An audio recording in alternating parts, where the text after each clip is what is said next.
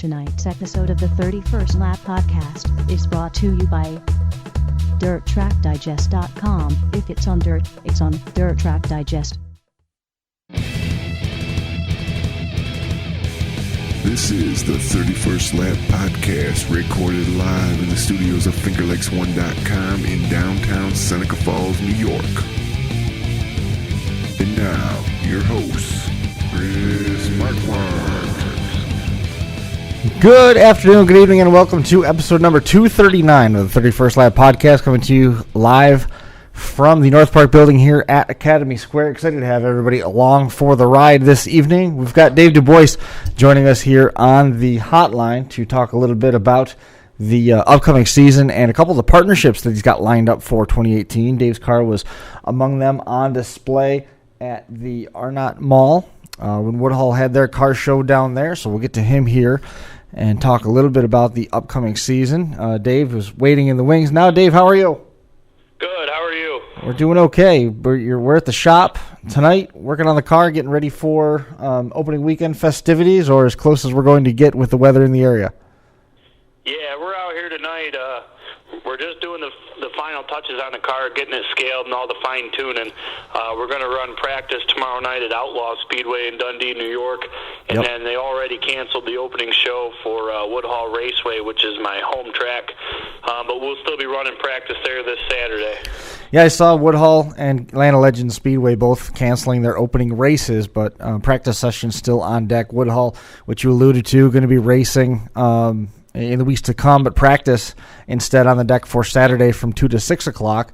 It's been a long winter, and I got to believe that these last couple weeks, especially being out at the mall shows and being in and around all the race cars with their fresh paints and their fresh looks, has made this iffy weather the last 2-3 weeks really making it much, much harder to bear as you're so close to the racing season, but it just can't get started. Yeah, we've been itching. To get out there, and everyone's complaining that the races are canceled. And I'm like, hey, I still get to jump in the car. I still get to run. I still get to go around the track. I'm really excited to be able to go and run still at Woodhull. The partnership for this year, two big programs. The first one coming back is the Recruitment Center and Horseheads for the United States Army, and then coming on board also the Badge of Honor Association, that program supporting the families and those that are police officers that are injured or killed in the line of duty. A couple of great programs. How did first and foremost the U.S. Army Recruitment Center, how did that get put together? And then, as I understand it, that led to the springboard into getting Badge of Honor's interest after that. Yeah, so the way it worked, give you the history of my whole family was in law enforcement. My father and my two uncles worked for the Village of Bath Police Department. And late in life, I decided that, I wanted to be a police officer. And one of the quickest ways to do that was to enlist in the military. Right. So I enlisted in the United States Army as a military police officer. And when I enlisted, some of the recruiters there were great. And one of them that really stuck out was Sergeant First Class Cansdale. And he immediately took me under his wing and was great to me and great to us. And I was advertising on Facebook about sponsorships for the car last year. And Sergeant Cansdale was joking, too easy, $5. I said, hey, we'll talk offline. And next thing I know, we got it all set up. They come out as my biggest sponsor of the whole year for last year. Sure. They got us into a lot of big events. Our biggest one was we were the only dirt car at NASCAR at Watkins Glen last year. We had our car on display right by pit road at Watkins Glen for the 3 days at NASCAR. Huge, big hit, big success. Can't thank them guys enough for all the publicity from that. I've done lots of other little shows with them, and we have a lot more planned this year with the Army. I know coming up we're going to Tioga Downs Casino for a Future Soldiers event. We'll have the car down there. So that's how we got the U.S. Army on board, and then I reached out one day looking for some more sponsors, and I thought I want to do something that's relevant to what I do, what my family did, and I want to be a benefit to a lot of people, because anybody on that track is just going to go out there and slap a sticker on a car. Well, that's not what you get from DuBois Motorsports. We're out there. I'm advertising all over Facebook, all over my car. I'm going to events. I'm going to sponsors' businesses, and events and stuff like that. And I really wanted to bring on a pro law enforcement. Mm-hmm. Well, it just so happened I found the Badge of Honor, and on a whim, I sent them a message, and I got a reply. So I decided for last year that I was going to put Badge of Honor on the car for free, no cost. I just wanted to do it. So I went out. I had a whole bunch of stickers made. A couple more doors opened with the Bath Police Department and the Steuben County Sheriff's Office, and it was perfect. We did photo shoots with them. You can find them on our Facebook. We did those last year, and then it just kept opening up to more events. Next thing I knew it, we were doing photos at Watkins Glen again with the Badge of Honor Association, with New York State Police K-9 units. Anybody that was in law enforcement was stopping by looking for our car. And then I worked it out with Justin Collins, the CEO, and Clark Brown, who's been a great help to me with this. And we got it all lined up for this year. We're doing several events. It's going to be a real good year for us. It's going to be a real good year for Badge of Honor. It's going to be a real good year for law enforcement. Badge of Honor takes care of 25 counties, if I remember the number correctly from. Yeah, so far, and they're growing. They're still growing. Right now, they're doing upstate New York, and I wanted to talk a little bit about today. In the last 2 days, we've had a police officer killed. Kevin Crossley out of Whitesboro, New York, was killed in an MVA responding to an accident. Mm-hmm. And in Genesee County Sheriff's Office had to use deadly force and shoot and kill a suspect, and luckily that officer survived.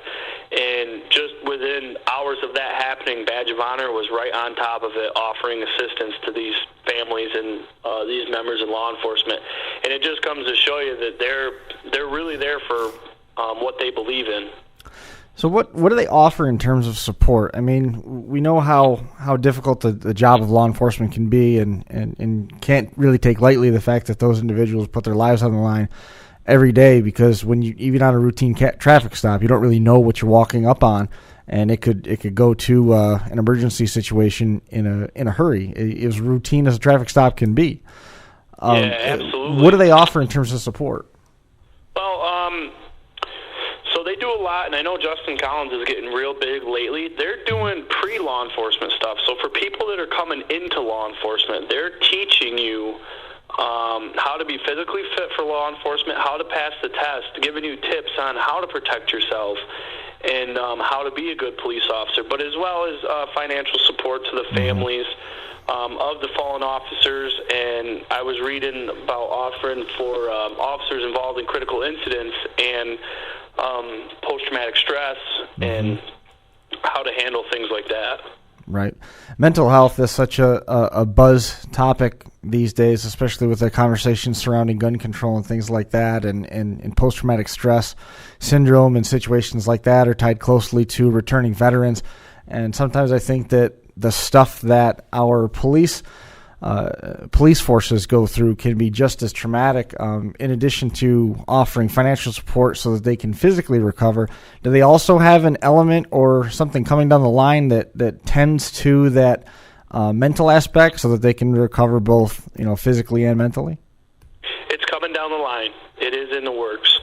And you're right. Everybody, and being in the military myself, everybody harps on veterans having PTSD, which they often forget about the people we have here at home.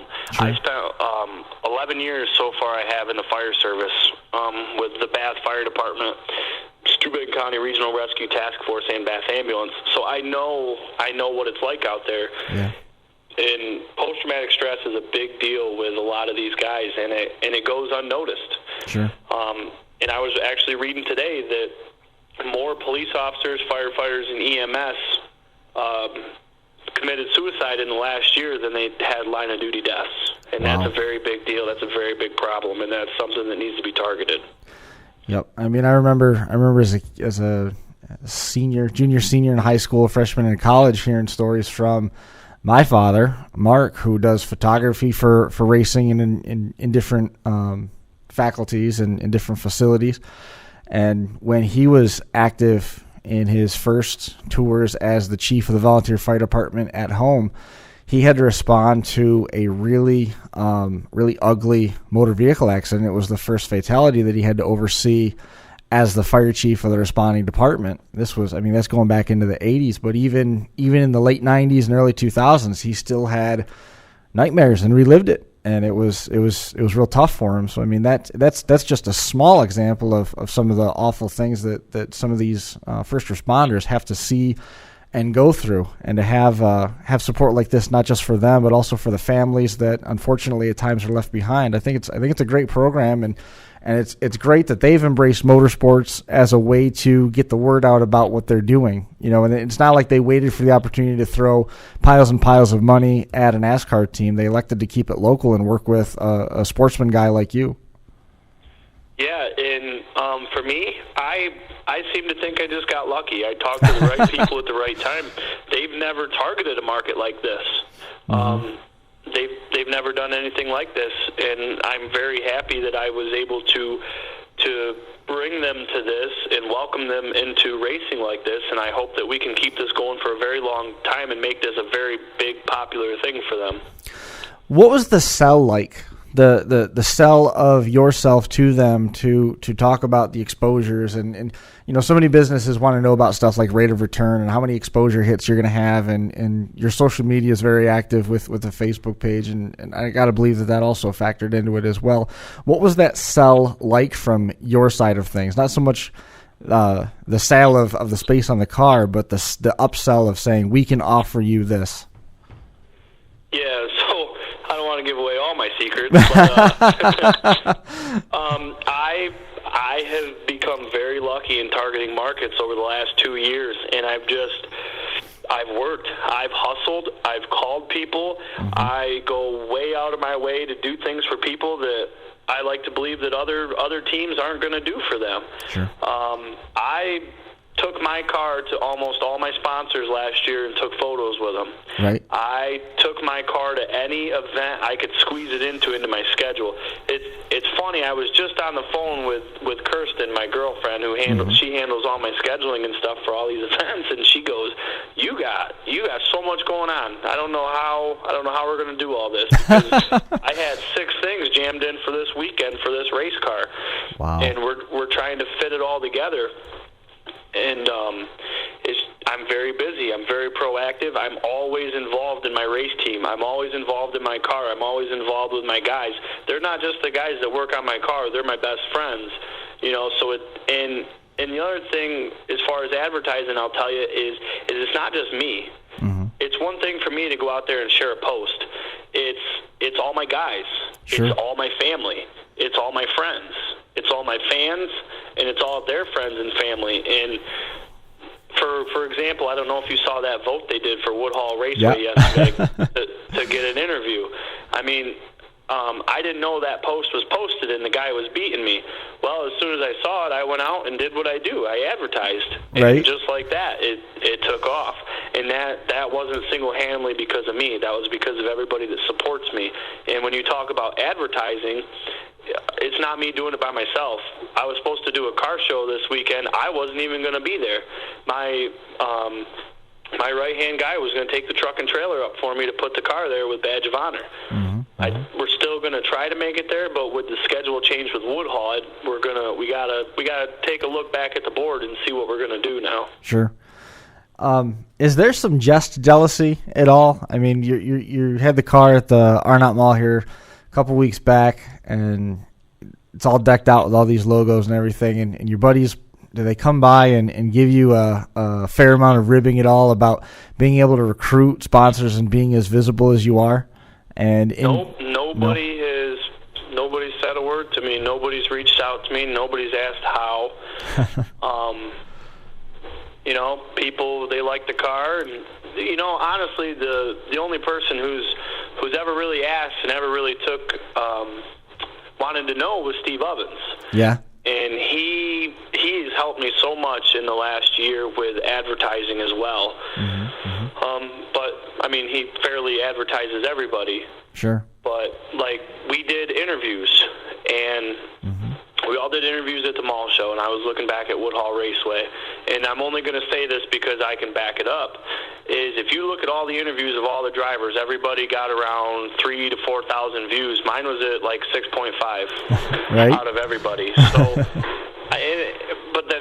not just me. It's who I'm targeting for sponsors and markets, who I'm trying to help, and then it's all my fan base and my friends and my family that back me up. I don't think it's me single-handedly that's better than anybody else, because I'm not. I'm just a guy that owns a race car that wants to make people aware of good things.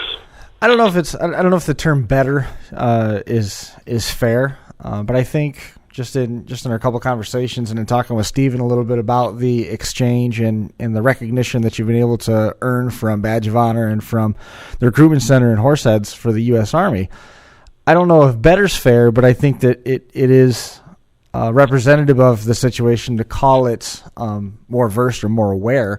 You're certainly using the tools at your disposal more effectively than some teams. We've had a lot of conversations with folks on this topic here on the 31st lap about, marketing yourself and getting it out there and giving a team something more than just a panel on the race car. And just in our conversations, you're doing that. And it doesn't take anything but effort, really, to go out there and get that out there so that people are getting something back for the advertising dollar they're investing in the car. It's great to have the car out there in victory lane. It's great to have the car out there at the track every week. But when you're out there hitting the passerby fan or somebody who's not even experienced with racing and things along those lines, it certainly does help when you're out there doing car shows. And look at the leads that it has led into, moving first from the Recruitment Center and Horseheads, and now to Badge of Honor, which is a program that's obviously important to you, not just because of the work that they do, but because of your family background and your own background.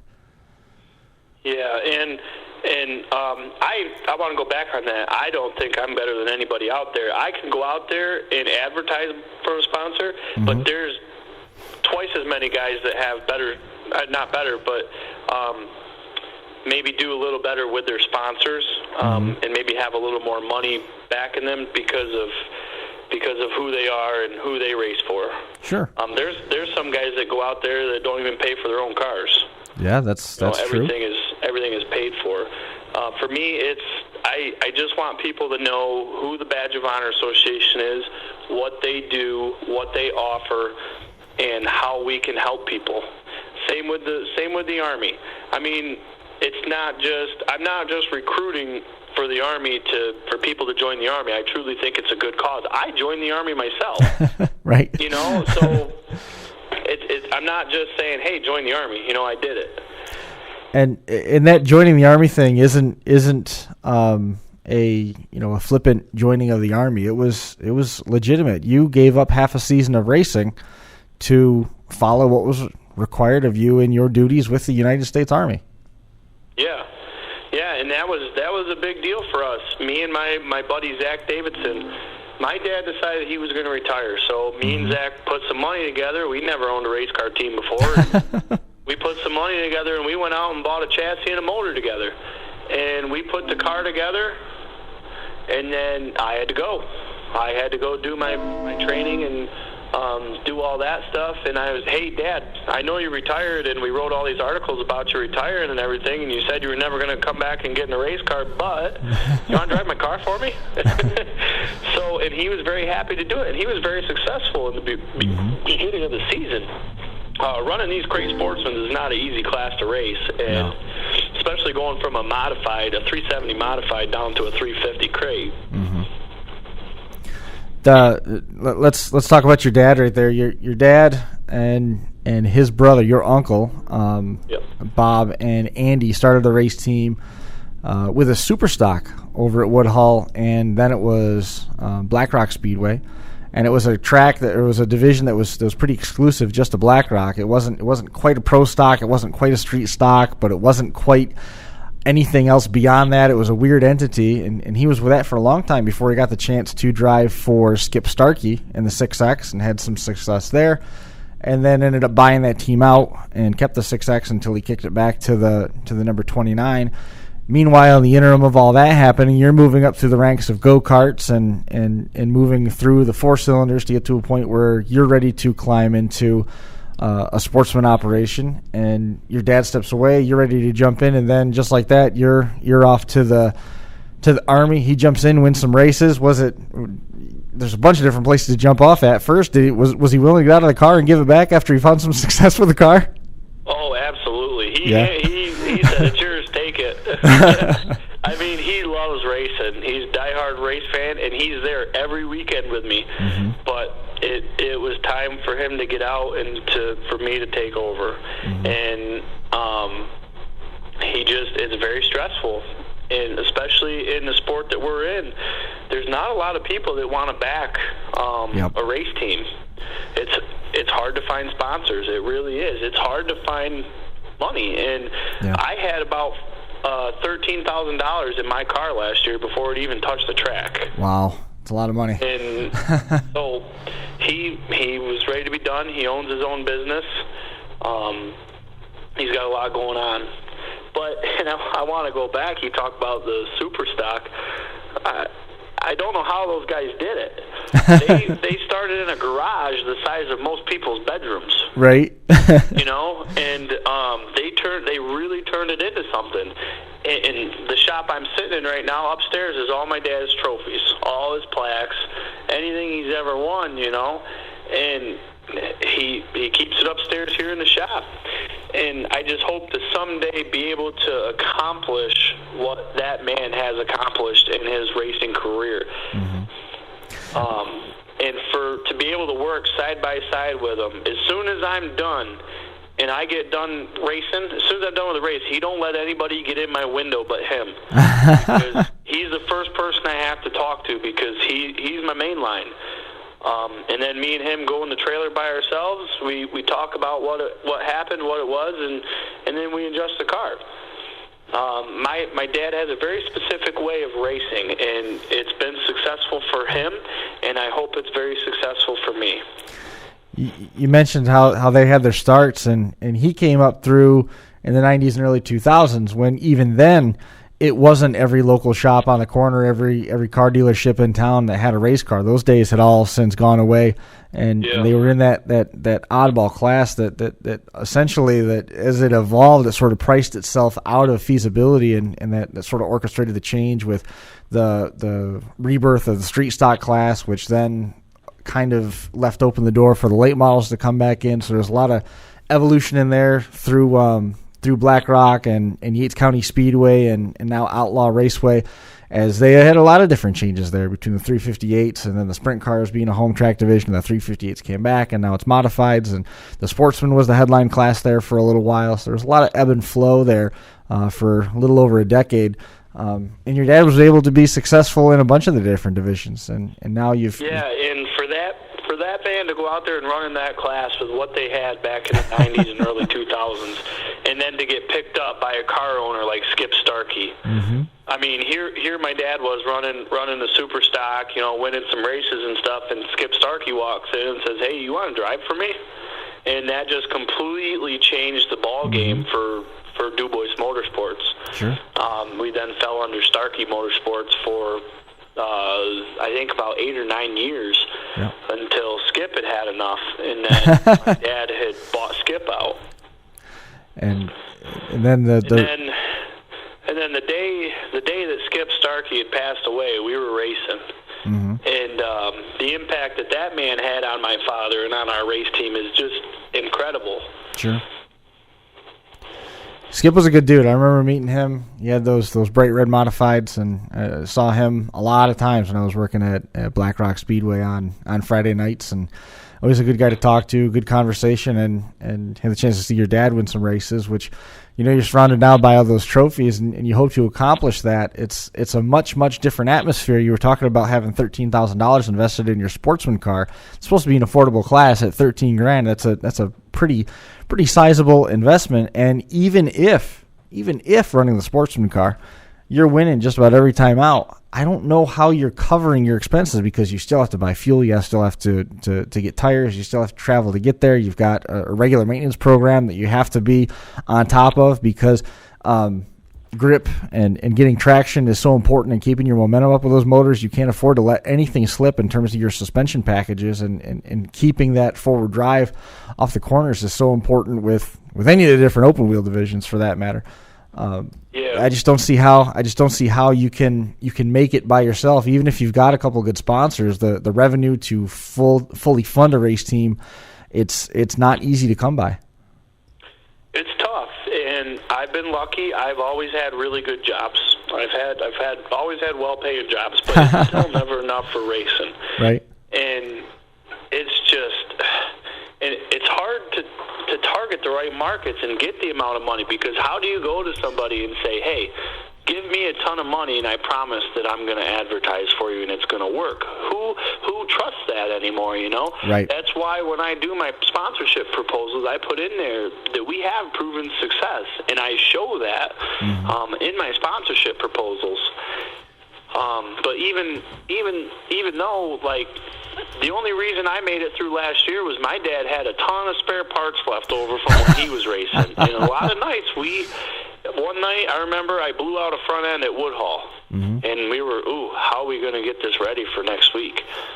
We had some spare parts upstairs, and everybody thinks about the startup cost of what it takes to put a car together. Well, it's expensive all the way through the whole year, because you got to buy tires all year long. You blow out a shock, you got to buy new shocks all year long. You blow out any rear end bars, you got to buy them. You got to buy the fuel to put in the car. You got to pay to get to track. And let me tell you something, that heavy enclosed trailer I got really sucks the fuel down on my Chevy pickup. I believe it is expensive, but we do it. Well, that's one of the reasons I think we're there every weekend, and we couldn't do it without our sponsors. I think that's one of the reasons why you see that late summer die-off, where people just plain run out of money. I mean, this time of year, it's a little bit different program, a little bit different situation, because so many people are getting their tax refunds back. It helps put the finishing touches and puts a little bit of money in the kitty to do a little bit of traveling with. But, you see late July, middle of August, you see those car counts start to drop down and down as some of those lesser-funded teams, they just can't make the repairs that they need to. And it only takes a little bit of bad luck to sort of sideline something. The nice part about the crate Sportsman program is the engines are fairly reliable, and you don't have to run as expensive a race fuel through it to run the car on a weekly basis, which certainly does help. Yeah, I mean, and great example, when I took the team over, we went out and bought a new car and motor. And my dad was like, hey, I got a motor for you. And I said, I can't. I will not be able to keep up with a 370. Right. That'll suck my funds right dry, and I'm not going to be able to keep up with them guys. Our motor was already under lacking. Sure. So I was like, for my startup year, I can't afford a modified. We got to go to crate. And, I thought this year was going to be my expensive year for racing, but I come to find out it's going to be next year, because last year we went out and bought a new chassis. And we used it all year last year, and we're using it again this year. And next year I think it's going to be time for a new chassis, a new motor, a new rear end. We got some really good stuff underneath us right now, but everybody else is going out and buying brand new cars as well. There's a lot of tough competition at Woodhall this year. I went down to 5 Mile Point last year for the Great Crate Race. In my heat, I run third. And I was running against some really good cars. But I had a really good car myself, and I think I'm going to have a really good car again this year, but next year is going to be our upgrade year. And we got to find the money to do it. So by upgrade, you mean you're upgrading the equipment to continue to run Crate Sportsman, or are you looking to jump up to the 370s or another type of modified? That sounds like a trap. No, as far as I know, we're staying in the crates. Yeah. I have another car, and I have a modified motor, and I always think about tinkering and putting it in just to play, but every time I think that, I tell myself no. Right. Because what happens if you do that and then in turn like it?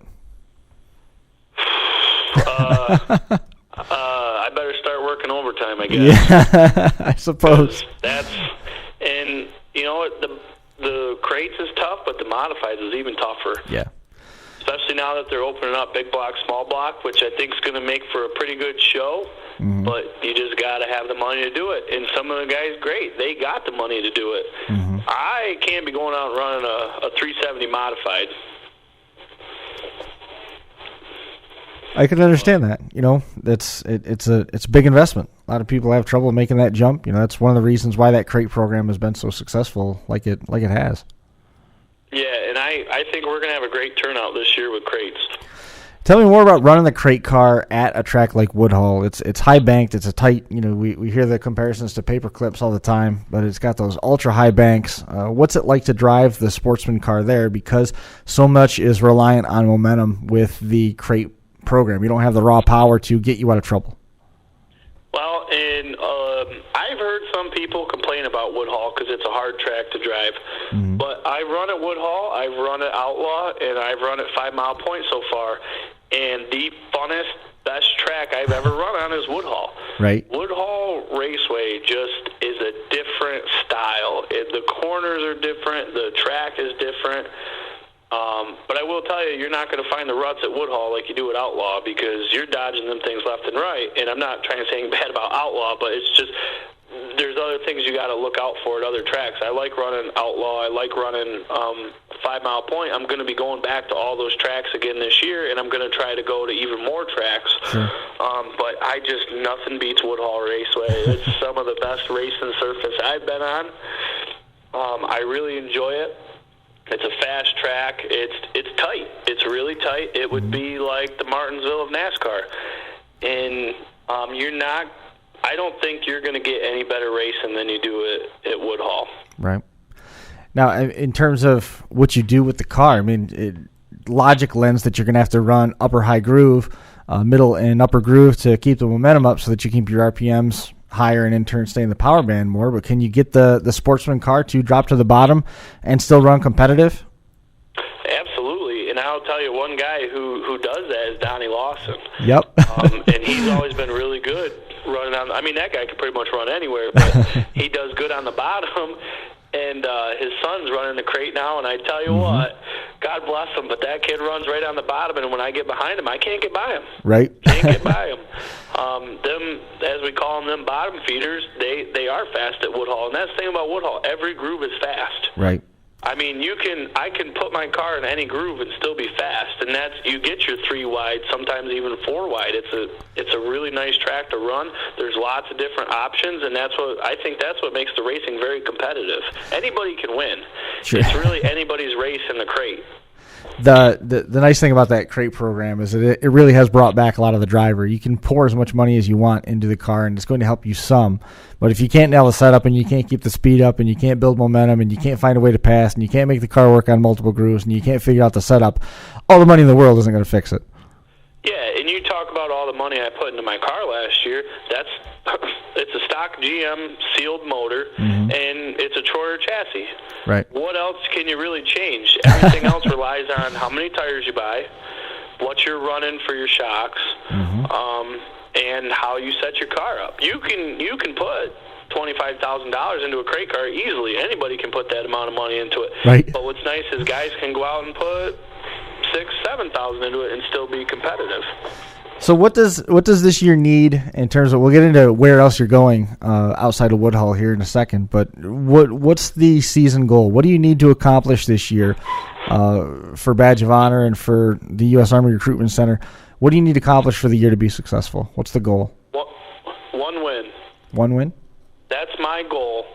Last year I came out with no wins. I had some good top finishes, but I didn't have any wins. And a lot of the question I always get from anybody when you tell them you're a race car driver, how many races have you won? Sure. I won in my 4-cylinder and I won in my go-karts, but I haven't got it done in the Crate Sportsman. Granted, I didn't have a lot of time to do it, right? And it is a very tough class. I would like to win just one race. That's all I need. But even more so, I just want to get to those other tracks, let people know who I am, what the Badge of Honor is, the U.S. Army, get my sponsors out there. I can go out and run at 5 Mile Point all year long, and I'd be happy with top 5 finishes. And one of the things that my dad always told me was, you don't have to be in first every time to be a good race car driver. Sure. Many times I started in the rear last year, and I worked my way up to 4th, 5th, 6th, 7th, wherever, top 10. Right. the best drivers don't always run at the front. Right. Yeah, I mean, the good drivers, you don't have to be first place to be successful. I like that theory, because a lot of times you'll hear guys say that, we had a 5th place car tonight, but we finished 2nd, or we had an 8th place car, we drove up to 3rd. It's all about getting the absolute most out of the car on any given night, and scoring as much points as you can, and getting as much exposure as you can for your sponsors. Making the reference to 5 Mile Point and also to Outlaw, are there plans to run there on any type of regular basis? Is there a hard schedule where you're going to say you're running for points both at the Friday track and the Saturday track, or is it just going to be as time allows? It's going to be as time and finances allow. Yeah. I am still in the military, so I still do have to do my duties I'm in the reserves now, so I have to, so there might be some chances that I might not make it. Sure. But yeah, we're gonna try and do it as we can. I mean, I'm not gonna be racing for points or anything at any of these other tracks. Really strictly, I'm just gonna go out and spend money and advertise. Have fun. Have fun is the biggest thing. Right. If I go out to a track and I ran my hardest all night long and I can drive the car back in the trailer, that's a good night. That sure is. It sure is, especially early in the season. Yeah. Well, and that's what we were talking. There was a big race down in Allentown, and I was like, man, I just want to get out on the track, and I want to go run. But then I'm thinking, I ain't never been there. With my luck, I'll go out there and pile that car up, and then I won't have a car for Woodhall. Yep. You gotta be smart about it. Just to better understand and give some clarity to the folks listening at home. The schedule that you had last year, was that the year that you missed? That was you missed half of the year because you were in your training system for the U.S. Army, or was that 2016? Yeah, I was out the beginning of the year. I left in February, and I got back in June. I spent a couple months in Fort Leonard Wood, Missouri, doing some training. And then I came home. I was home for 2 weeks, and then they sent me back out to Fort Dix, New Jersey, for another 2 weeks of training. Mm-hmm. So that was all focused on military police in the reserves? Yeah. When I was in Fort Leonard Wood, we did a lot of training, what they call garrison law enforcement, or garrison. There's combat, and then there's garrison law enforcement. Mm-hmm. We did both combat military police and then garrison military police. So we rolled around in Humvees with machine guns, did all the cool stuff, and then we rode around in patrol cars around the base. But when I went to Fort Dix, New Jersey, we did the same thing. We worked out of a fob off the base. Did just law enforcement stuff, physical security, investigations, things like that. And that's in your blood between the fire department and now working police service at home, and the lineage that goes back with your dad and your uncle. That you basically had no choice but to be a race driver and a police officer. Yeah, and I mean even firefighting. The number 29. It was your dad's line number, right? That was my dad's line number in the fire department. He was a volunteer firefighter in Bath, and they said, well, what number are we going to use? Well, number 29. And because that was his line number. So from a young age, I knew I wanted to be a firefighter. I joined the fire department when I was 14. I did a lot of schooling for it. That's what I thought I wanted to be. I worked as a paid firefighter for Watkins Glen. And I interviewed with many fire departments all the way down to Myrtle Beach. Wow. And one day I was like, I've done enough firefighting. I've done it for 11 years. I served as a captain with Bath. I served on the Traveling Rescue Task Force for Steuben County, and I served on Bath Ambulance. And I said, maybe it's time to pick a different career path, and I decided I wanted to join law enforcement. Right. And I was it's still tentative. I was kind of keeping it on the down low, but I'm in the process of accepting a job with the Steuben County Sheriff's Office, working over here in Bath, doing corrections right now. Very nice. So hopefully that's my foot in the door to civilian. Right. That wouldn't be bad. Wouldn't be bad. I'm sure that your girlfriend would be happy to get you a little bit closer to that civilian life and a little further removed from some of the more hazardous elements of the police officer lifestyle. Oh, yeah, and I mean, my ultimate goal is still a full-time civilian police officer, and I think I'll really enjoy working for the sheriff's office, pending I'm still in the hiring process. But Sure. So we talked a little bit about 5 Mile Point, Outlaw, in addition to running as much as possible at Woodhull. Are there any tracks there's so many tracks now that have the Crate Sportsman division? You've got a ton of different options. Are there any tracks that you're looking to try to get to and check off the to-do list this year? Any place that you really, really want to get the opportunity to race at? I'm going to say it, but I know I'm going to go up there and get my butt kicked, but that's because that's where the best drivers go. I want to go to Albany, Saratoga. Uh-huh. I've watched countless videos of these guys up there running, and they got some big names up there. But it's kind of like a bucket list thing. Sure. You know, you drive the 4 hours. I want to race. I want to get on the track. I want to compete. Is that something that is on the schedule to do? I mean, are we looking at some of the early weekend action when the cars and everything are still fresh at trying to make that trip to Albany, Saratoga? I think I might wait a little bit. I want to see how we're going to make out with points. I want to see how the year is going to start, kind of get my feet wet. Every year I tear my car completely down to the bare frame, and I build it back up. So I want to make sure I got all the bugs worked out. Right. Well, I don't think there's any ill decision making there. Going back through it with a fine-tooth comb after the busy season isn't a bad decision. You got a couple different options that are a little bit closer to where we are in Seneca Falls. Fulton Speedway, who draws enough Crate Sportsman cars to run 2 features on a given Saturday through the course of the summer. Canandaigua Speedway, Land of Legends Raceway now. They've got a practice session scheduled for Saturday as well. We'll get into that at the end of the show. They've got a pretty healthy sportsman division as well with some regular front runners with the Sportsman Super Dirt Car Series. You ever put any thought into trying your luck against the likes of those guys? Yeah, I mean, I'm really open to travel anywhere. This is kind of an experimental year for me. Sure. Who knows? If we go to some of these tracks and we compete well and we got the money to do it, maybe we'll get on a different schedule. I'm still always going to compete at Woodhull every week. That's my home track. That's where I got started. Nothing to me is ever going to beat Woodhull, but I would like to venture out.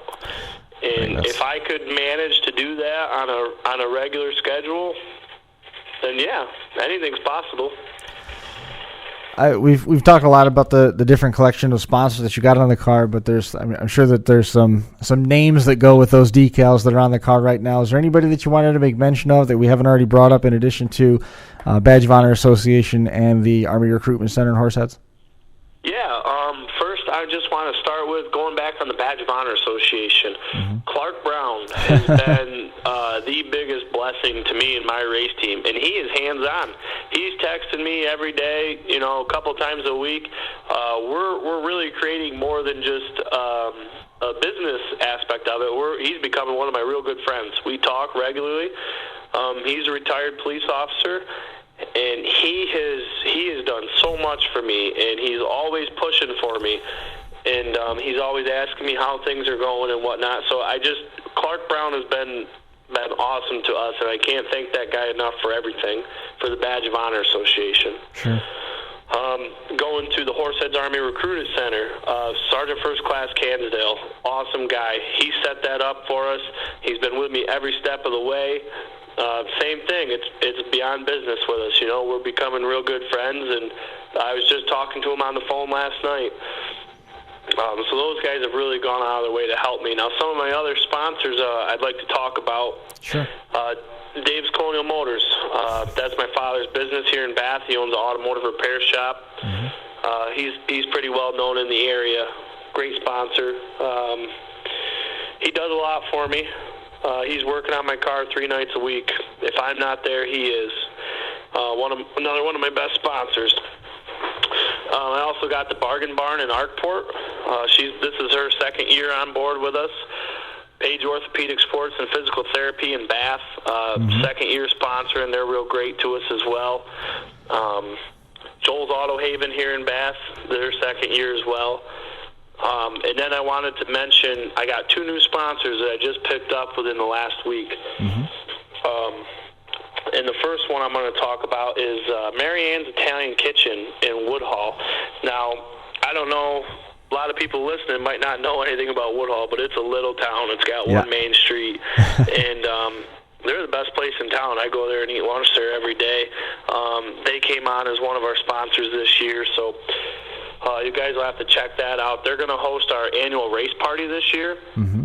I don't have the dates for that yet. We will be releasing that here soon. Hopefully I have a meeting with her next Sunday to discuss the party and all the dates. And we know we're late in the year for a race party, but we're still going to go ahead with it. Sure. And another sponsor I wanted to bring on board was Homestead Hog Farms in Bath, New York. Real great friend of mine. It's owned by Jake Magzamin and his family. I've worked for Jake for a few years now. They're great people. They're fourth generation family farm. They raise all the feed for their pigs and cattle.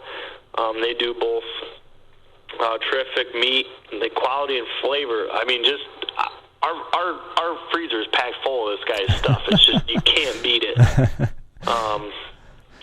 And they're going to become one of my real good sponsors. They're great people, and Jake's always taking care of me, and I'm really glad to have them on board this year. They're going to be providing some of the pigs for the race party at Mary Ann's, so just everybody be watching for that on our Facebook page. That'll be shared all over.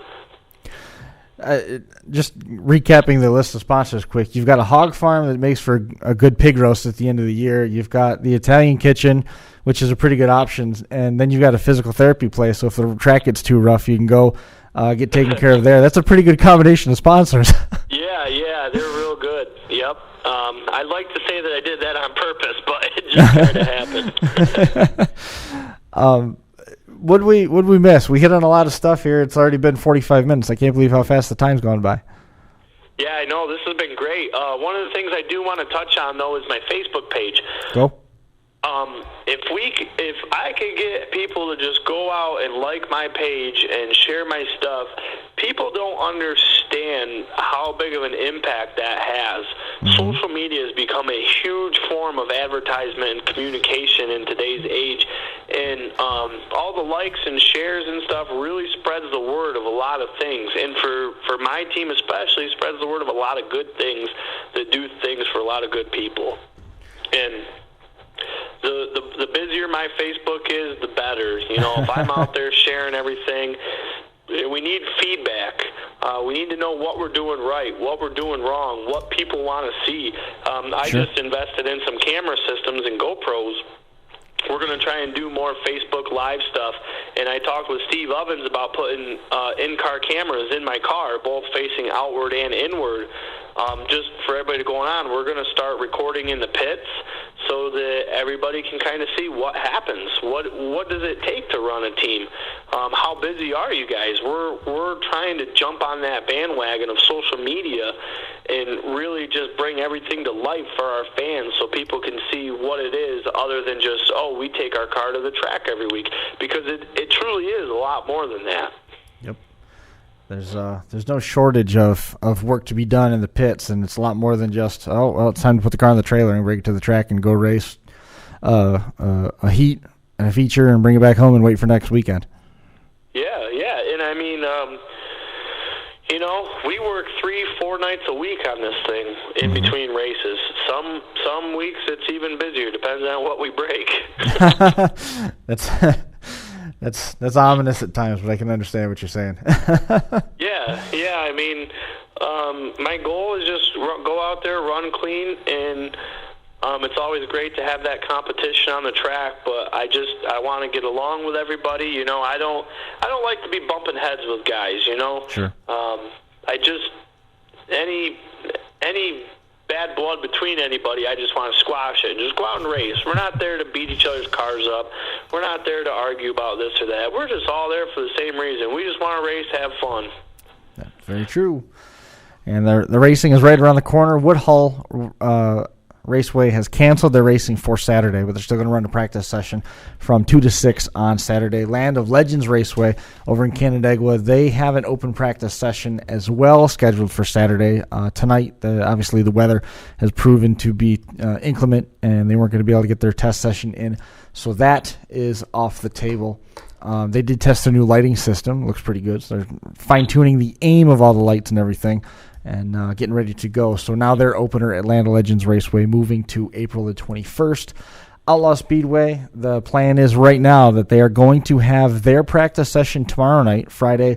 The 13th is the plan for that, with the intention of opening up next weekend with that huge Spring Nationals show that they've got on deck. Fulton Speedway is going to be practicing on the 21st, and that's open to any dirt surface race car, and that's going to be another afternoon test session for them. Starts at 2 o'clock. Grandstand admission is free to all of these and is about $20-25 for pit access at all these practice sessions we just alluded to. Mike Mahaney was active on social media this week. He announced that he was going to be at Outlaw Speedway tomorrow night with the Emery Sprinter, which is going to be good to see, have him out there in his ride.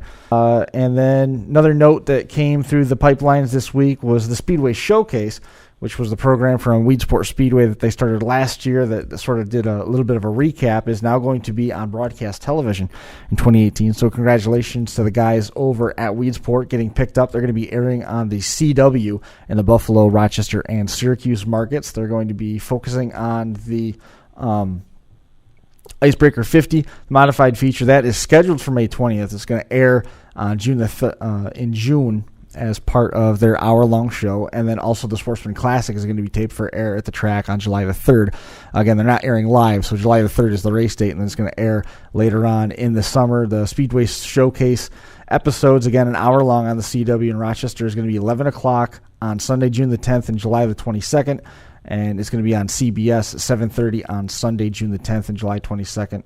In addition to the Buffalo market. So awesome deal. You can jump online and find out more about Speedway Showcase online, speedwayshowcase.com. What you think, David? Anything else that we need to hit on? No, I think that's pretty good. We tried to cover as much of it as we could. I wish you the best of luck here when you get out there for some testing, turn some fast laps. Hopefully all the bugs are... The bugs are, yeah, I hear him in the background. That's Dad there in the background yelling at me to get out of the shop. That's some good timing. All right. Well, we appreciate it again. Good luck. Check in through the course of the season. Let us know how everything's going. All right, absolutely. Thank you. I appreciate it. You bet. And above all else, thanks for your service, sir. Yes, thank you. You I bet. appreciate it. Thanks for coming on the show. We'll catch up with you soon. All right. There Thanks. goes Dave DuBois.